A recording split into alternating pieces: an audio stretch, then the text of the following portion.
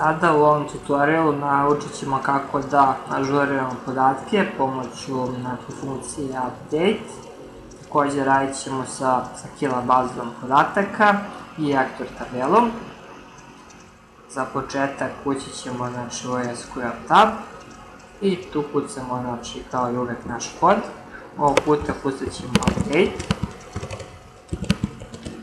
Sada ovo update može biti malim slovima. Hoće raditi, međutim standard je da se kucaju ove izjave kao što su insert, delete, update, da se kucaju velikim slovima.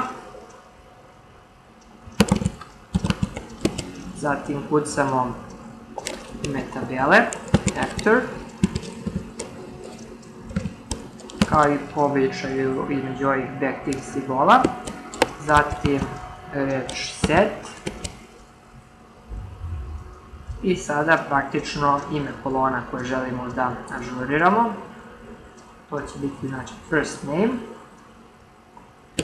Zatim vrednost. Bude Marko. Zatim kucamo zarez i dodajemo vrednost za kolonu last name, koja će biti, na primjer, Marković. Zatim potrebno je da kucamo where, ili uslov, na osnovu koga ćemo identifikovati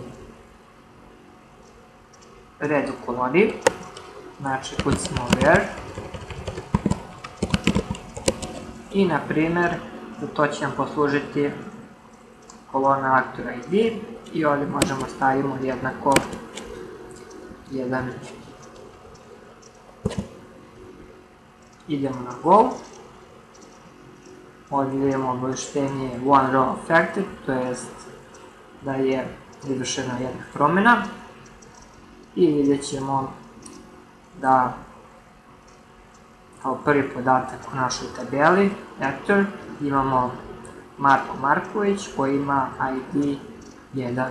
Eto, to bi bilo to kada je u pitanju ažuriranje podataka.